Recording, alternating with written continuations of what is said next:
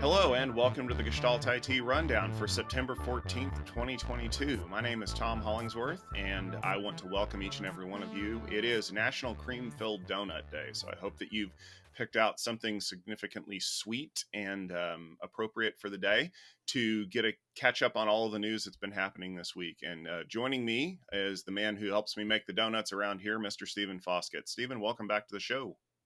Great. It's good to be here. Oh, Tom, welcome back from the supercloud. Yeah, it's kind of interesting. There's a lot of stuff going on. We've had a lot of great events happening, but the news doesn't stop just because we're out of the office. And we have some stories that came to our attention that we definitely want to let you know about. The first of which is concerning PyTorch. Now, you probably know it as one of the most popular deep learning framework components in the industry today. And it is not only powering Tesla, but thousands of other projects that are looking to leverage AI and machine learning. On Monday, Meta's AI group announced that the project had been transferred to a new PyTorch Foundation that is under the auspices of the Linux Foundation. Now, housing the project under a Linux Foundation umbrella should give it the ability to be more neutral, because we've already seen a governance board put together that includes the likes of Nvidia, Google, Amazon, and many more. Stephen, this is a pretty bold move by Meta to basically create a separate vendor-neutral solution for PyTorch. What's their play here? Well, I'm not sure what Meta's play here is, but this is a good thing. PyTorch, if you don't really know what it's all about, is as you said, an AI framework for machine learning. It's really, really widely used. I mean, frankly, everything is using PyTorch these days.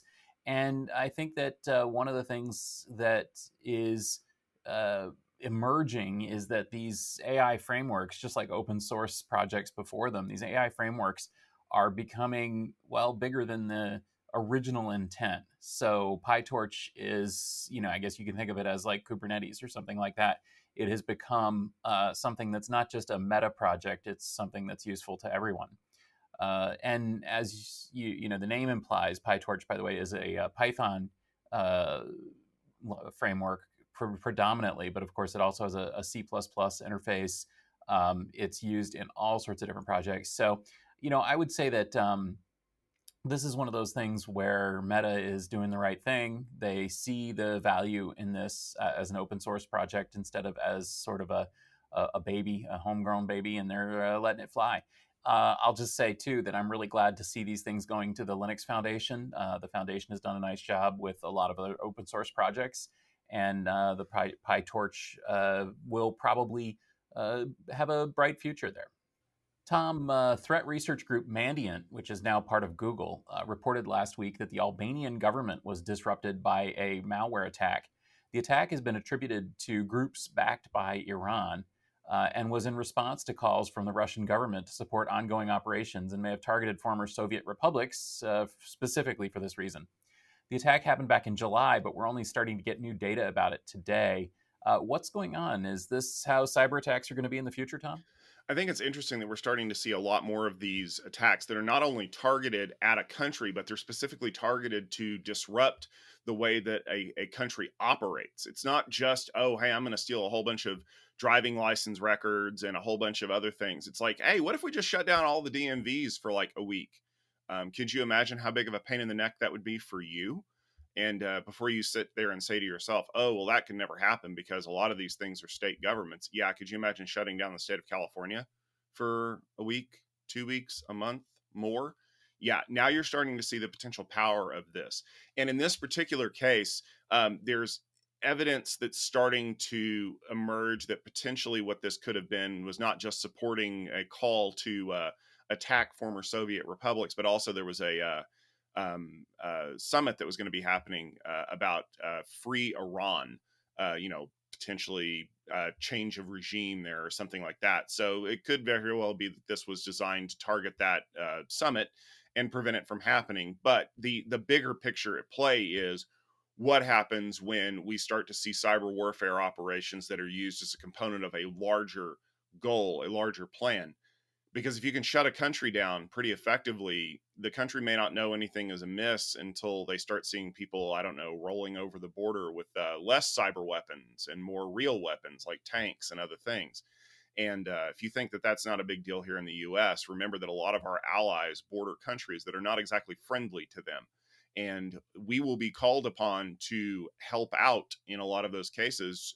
Something as simple as maybe what happens when the North Koreans shut down South Korea and preemptively invade it. That could be a huge problem. So this is something that's going to bear a lot more research and a lot more investigation, especially given the fact that Mandiant, like we mentioned, is now a part of Google as of this week. They're going to be collecting a lot of this information and kind of putting up their reports about it. But the speed that information is moving nowadays, I mean, us finding out about an attack that happened back in July, that could already be too late. All right, Stephen. It turns out that SEC fraud is really just a matter of dates. And no one found that out more than our friends over at VMware this week, because they're going to be settling up with the government to the tune of about $8 million. They misled investors about their financial performance. According to the investigation, VMware leveraged their order backlog process and managed to push some of their licensing revenue into the next quarter by delaying the delivery of said licenses until the first day of the next quarter. Now, this allowed the VMware team to kind of hide the fact that their growth had been slowing down, which we all know is really bad news for people on Wall Street. The SEC said that they managed to find evidence of this going all the way back to fiscal year 2019, and it had been ongoing. Now, Stephen, we know that there's a lot of news about VMware that's been coming out recently, and we just got done with VMware Explorer. But the biggest question that a lot of folks are asking is, what impact could this potentially have on their acquisition? And could this cause other governments to look at it and say, you know what, maybe we don't want you to get acquired until you get all this sorted out? Yeah, I think that's an interesting angle. And as a reminder, of course, we're not financial analysts by any means. And frankly, I don't know all that much about the wherewithal of corporate finance. But I will say that I do know a thing or two about how sales teams within companies work and the kind of shenanigans they pull. And frankly, this smells like shenanigans more than it smells like fraud to me. I would say that this is the sort of thing that happens at a lot of companies where they will say, "Oh, let's book that in the next quarter, or let's try to, push that." And some of this stuff is absolutely, completely legal. For example, every company I know of tries to push or pull revenue across yearly boundaries with for tax purposes. In other words, maybe in the end of their fourth fiscal quarter, they will start either beating up clients to pay up unpaid invoices in order to make their numbers look better, or they will say, hey, why don't we just take a little bit of a vacation for a couple of weeks and ask them to pay that invoice next fiscal year. As far as I know, that sort of thing isn't illegal, but actually delivering or kind of faking delivery the way that this sounds is probably not 100% above board. So essentially, we're hearing that there was a sale made and they delivered or they delayed delivery until the first day or the first week of the new quarter in order to try to make that quarter look a little bit better at the expense of the previous one. That's probably not so good. But on the other hand, the size of this settlement is not all that big. VMware is not admitting any kind of wrongdoing here either, which makes me say that nobody involved thinks that this was like some kind of major corporate crime. But of course, that being said, Broadcom did just agree to buy VMware for a very large amount of money, $60 billion. And the company did just get in trouble with the SEC over something that could be material to Broadcom's acquisition. So I would say this absolutely could and probably will enter into the final discussions between Broadcom and VMware. Is it going to derail them? Probably not. I'm sure that the Broadcom financial people are going to look at this and say, yup. But at the same time, maybe they'll leverage it to their advantage somehow. I think really the only takeaway for this is basically a warning for other people and other companies. Hey, maybe not so much with the financial end of quarter shenanigans, guys. Let's tone this down a little bit. Tom, HP Inc. has settled a complaint about printer security. The issue arose in the EU back in 2016 when the printer giant decided to push an update to the HP OfficeJet printer series. Those printers have an embedded security chip, and the update enabled secure communications between the chip and printer cartridges. This means that the printer would only work with genuine HP Inc. products and not third party equipment. HP will pay €1.35 million to fund to compensate consumers that were hurt by this. As a note, of course, this is HP Inc., not HPE, the enterprise brand, a part of HP. Also, full disclaimer, we own an HP printer, and it had no part in anything we do because, of course, it didn't. It's a freaking printer. Tom, what do you have to say about this? The part of this that I found the most fascinating is that HP has effectively been warning us about this for a number of years. How many times have you gone out and bought cartridges, whether they're ink cartridges or toner cartridges or something, to put into a printer, and HP like pops up, hey, you need to certify that these are genuine HP cartridges? Or, if you went and bought like the ones from the office supply store or what have you, or refilled your own with one of those kits, you get like this scary warning message. We can't verify that this is genuine HP stuff. Well, what they did is they basically took the next step, which was there's a chip inside this printer that allows us to basically, if you want to get down to the nitty gritty, it can sign the communications. It can use a signed certificate, which means the only way that the cartridge will be able to respond to that request is if it has the right signature on it. Big problem, right? This is what HP Inc., not HPE, really wants, because they don't make money on printers. They make money on printer cartridges. They make money on consumables. They want you to use their stuff. And that's the next phase of it, is locking you into that supply. And in this particular case, it was actually a Dutch print cartridge reseller that found it and kind of brought it up to the German authorities. And the German authorities were like, no way. So the other thing that I think is fascinating in this particular story is not that HP Inc. does what HP Inc. is going to do. It's that this chip was already there and they enabled the functionality in it unbeknownst to the users after the fact. That would be like, I don't know, paying for automated driving software on your electric car and then having someone come in and turn it off because you didn't pay enough money for it. I'm not saying that something like that could happen. I'm just saying like something like that could happen. So the possibilities are endless when you just scroll through the 14 pages of the EULA and click I accept because you want to use the thing, only to find out that there's a clause buried in there that allows them to restrict or revoke functionality through future updates. The only solution to this, of course, other than, badgering the company, is to vote with your wallet. Don't buy these solutions that have these embedded security chips that cause these kinds of problems. I don't know if that's a viable solution going forward, because I have a feeling that most of HP's printers probably have these chips by now. But in that case, caveat emptor, you need to pay attention to what's going on, and maybe you just don't need to install some firmware updates for a while, or at least get feedback on what those firmware updates look like before you put them in place. Stephen, this week Micron broke ground on a massive new memory production facility in Boise, Idaho. DRAM is entering a down cycle, and it's a long-term market, so whatever goes up, it's going to come down eventually, right? At least as far as semiconductor manufacturing is concerned. Micron's US move matches the moves by SK Hynix with their expansion in South Korea, ensuring that these two countries will lead the production of next-generation memory chips. Stephen, what does this say about the future of the IT industry now that we're seeing these expansion plans coming up? Yeah, the memory industry is remarkably cyclical, and I think that that's the important thing to keep in mind. You'll see periods where memory DRAM prices will go up and up and up, and then you'll see them coming down and down and down. And this affects the major memory producers, Samsung, SK Hynix, Micron, dramatically, because it causes the basically the margin on their products to rise and fall, independent really of the production costs.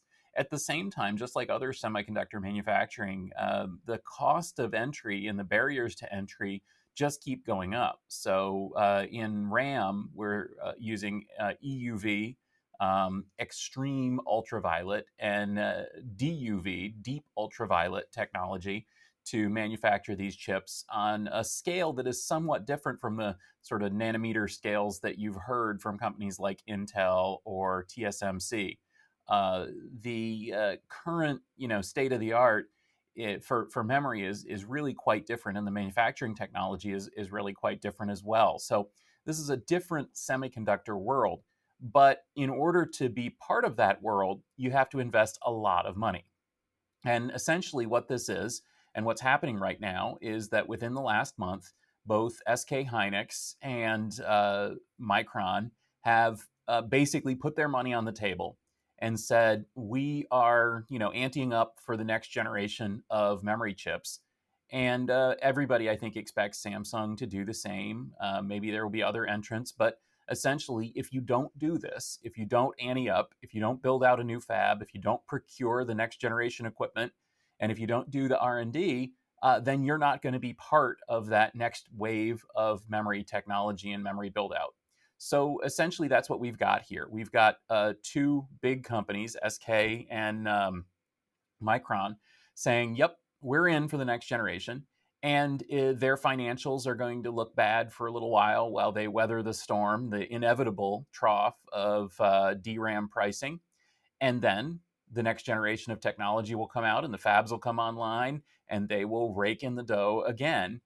And what does this mean for the entire industry? Well, quite simply, it means there's going to be a next generation of DRAM. And there's going to be another generation beyond that, and another and another. In fact, Micron has already showed their technology roadmap out for a decade. And they're basically saying, yep, we're here, we're doing this. And yeah, that's good for everybody. So really, all I can say is, it's nice that this is happening in the U.S. It's also happening in South Korea, and I think that this is a good sign for the future of the DRAM market. Yeah, I would agree with you there, Stephen. We had a story that we wanted to take a little bit of a closer look at because it involves kind of some policy implications and a wider view of the IT industry. It looks like the White House is looking to restrict chip exports to China again in the near future. Reports say that President Biden is going to release new regulations on semiconductors that are specifically used in artificial intelligence and chip making applications that are going to be bound for China. Now, the policy was outlined in a series of letters earlier this year that said equipment used to produce chips for those specific applications would need to receive a Commerce Department license or they would not be able to be exported. The letters that were sent out to these companies allow rapid action to be taken outside of the normal rulemaking process, but it only applies to companies that have received the letters. The latest round of letters that went out were gone to 3 manufacturers, but we all know that Nvidia and AMD have received these letters in the past. It's not a blanket federal policy yet. Stephen, we've talked about this a lot, and we know that there's a lot of heat that's coming in the market with regard to giving a technological advantage to the Chinese in this area. And it looks like, are we about to enter a new trade war over chip making?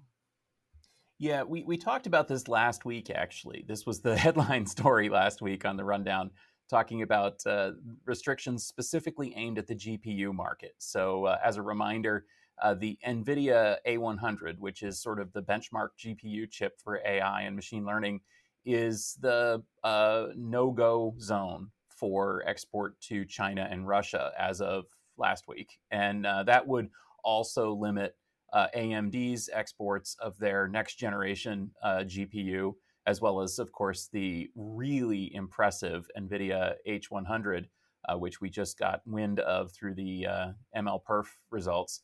And as we said last week, that probably isn't the end of it, number one. And number two, it's absolutely possible that there will be export licenses that will be granted in specific use cases so that the Chinese may end up with getting access to these products.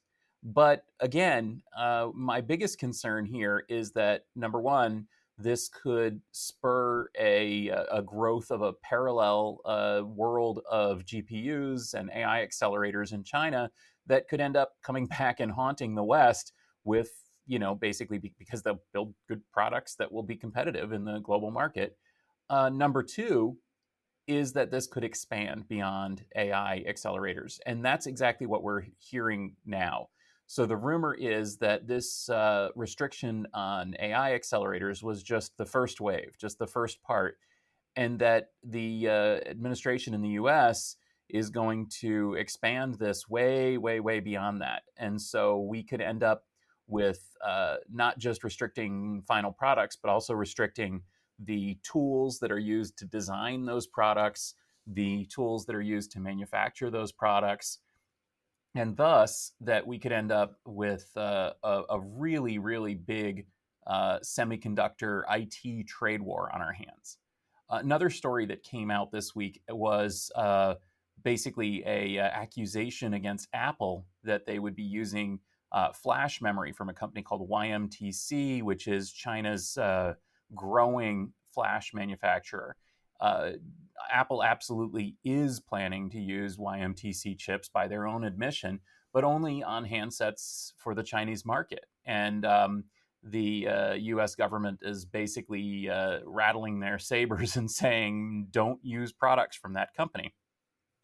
I can see both sides of that discussion. But again, I'm going to take the discussion here with AMD and Nvidia, with Apple, with all these design software and EUV tools and all that, and say we got a big thing brewing here. China is already one of the world's largest consumers of technology.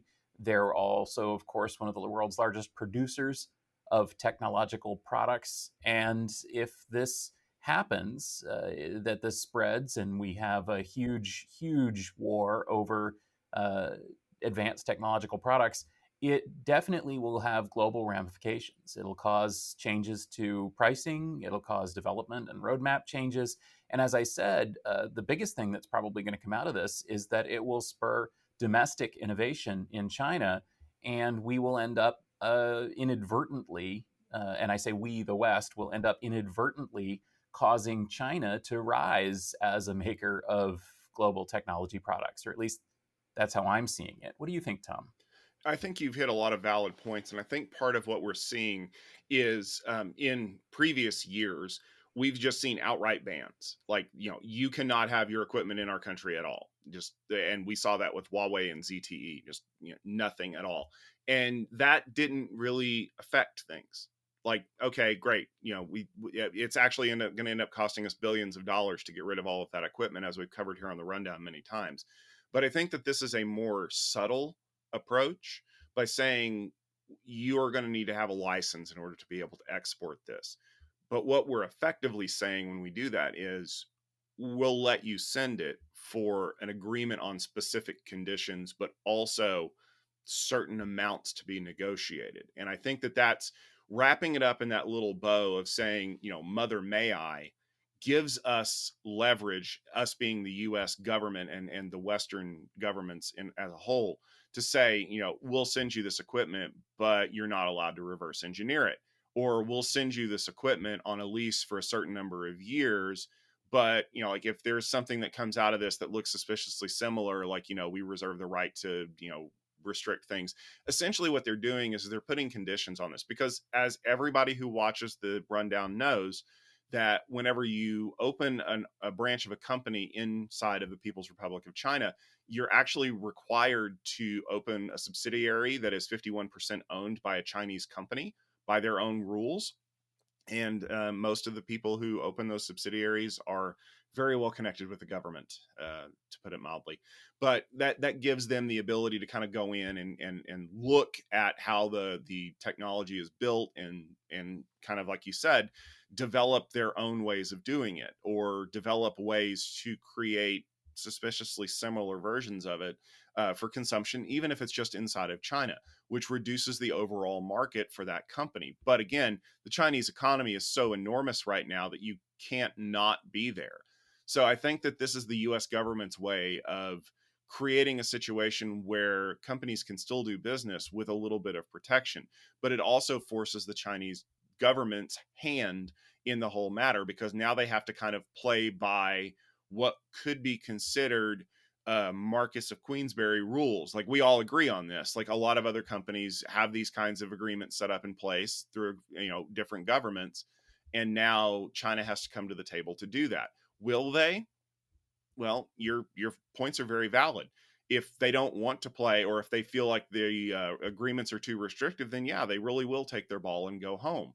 But the question becomes, without the head start of these chip making facilities, of this chip making equipment and intellectual property, can they ramp their production facilities fast enough to catch up to where we are?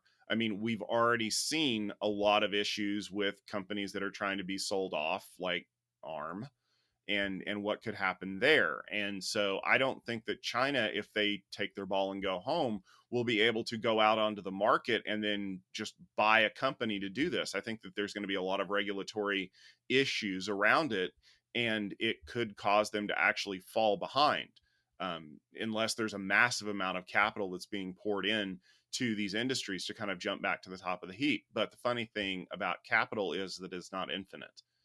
Eventually you hit a point of diminishing returns where no more money being invested into this project will make it go any faster or be any better or be any more competitive. And then that's where the rubber meets the Belt and Road Initiative. Effectively, there's only so much growth that you can do before you actually have to sell things. And if nobody wants to buy them or are restricted from buying them for one reason or another, there's not a whole lot you can do. So I think that we do have a little bit of a storm coming. I'm very curious to see what happens when that occurs, but I honestly don't know how that could pan out for everybody. All right, Stephen, we've got another story that I think might be interesting to some of the listeners of the rundown out here. MLCommons has released a latest wave of machine learning training and inferencing benchmarks, and NVIDIA's next generation H100 really aced the results. It delivered up to 4.5 times the performance of the leading Nvidia A100, so they managed to best themselves again. But there are some other gems in these results if you dig into them. A surprisingly strong showing for Biren Technology's BR104, and good enough performance from Intel Sapphire Rapids Xeon to eliminate the market for low performing inferencing hardware. Stephen, you are the man who is all things AI around here. What do the MLPerf results tell us? Yeah, this is an interesting and developing story. So this was just released, and I'm really pouring through the data now. I've got to say, congratulations, NVIDIA, on your really impressive H100 performance. Now, H100 looked good. The Hopper series really looked good when they announced it. But of course, what matters is where the rubber meets the road. How does it work in the real world? And that's one of the coolest things about MLPerf. So MLPerf, if you're not aware of it, is actually not a benchmark. It is a wide set of benchmarks that are very, very real world optimized. Our good friend David Cantor and company over there at MLCommons are really focused on trying to suss out not just like who's the biggest and the baddest, but really which product should you use in your situation for your models, for your applications, and how would you know whether it's worthwhile investigating this or that product? And not only that, but the benchmark is really sensitive to how machine learning and AI is actually applied. One of the things that we're seeing here is that there's kind of two aspects of machine learning that are rapidly emerging: training and inferencing. And if you're not familiar with it, training are those big, big jobs where you do a lot of number crunching kind of in the background once to make sure that the model is ready to go and to develop the model. And then inferencing is basically using that technology on a regular basis. So on the training side, well, it's NVIDIA's world. NVIDIA really killed it. They already ruled the training roost. With the Hopper series, they're doing even more. They are delivering easily the best performance across every different model, pretty much. I think there was one maybe that didn't work well, but again, I'm still working through these results. Still, it was a very, very strong showing, and congratulations, NVIDIA, on a very successful delivery of a next generation product. Now, another thing though that we see is a very, as you said, a strong showing for Biren Technology's BR104, which is a product from China that was developed independently, natively, as sort of a native competitor to NVIDIA. And guess what? Even though this is pretty much their first generation product, it really works well. It's delivering performance that is not as high as the NVIDIA performance, but in some cases, it actually is competitive with the H100 in terms of per accelerator performance on image classification, for example. And overall, it shows that China has a valid competitor for NVIDIA's forbidden chips, which I guess goes to what we've been talking about here on the rundown with the blockade of China with ML hardware. Now, another thing that's worth looking at is the surprisingly strong performance of Sapphire Rapids, Intel's next generation Xeon platform. What we're seeing here is that Xeon scalable fourth generation processors can run ML workloads fast enough, and I'm talking about inferencing here, fast enough that it really doesn't make much sense to go out and buy separate inferencing hardware in many cases, because frankly, you can just run it on the CPU. And this to me is another huge takeaway from these results. And it really shows what's happening in this world.